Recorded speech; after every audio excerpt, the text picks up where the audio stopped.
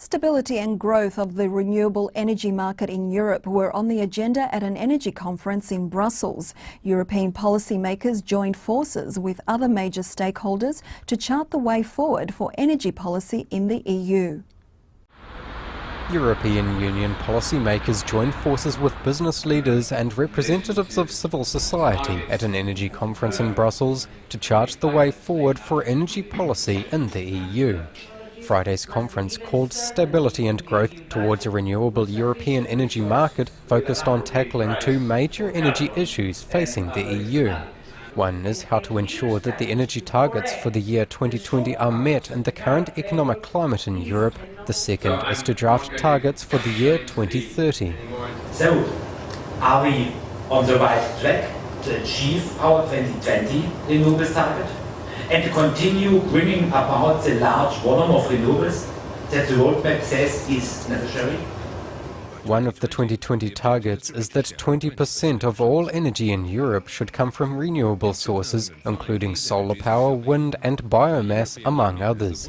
The push to decarbonize the energy sector and the problem of growing dependency on fossil fuel imports were issues highlighted at the conference.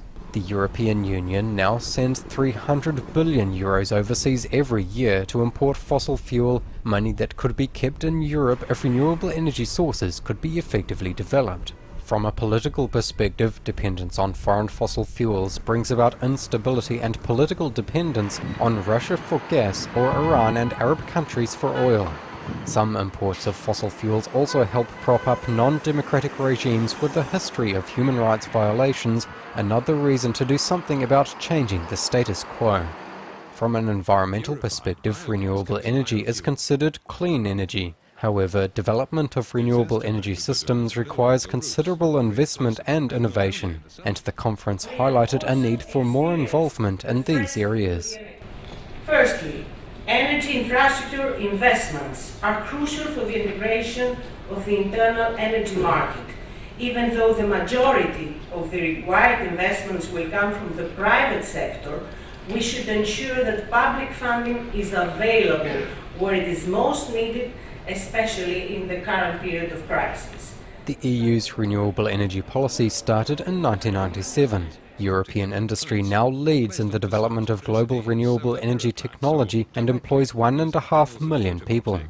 Some countries, such as Austria, Finland and Latvia, obtain 1/3 of their energy from renewable sources, Sweden as much as half.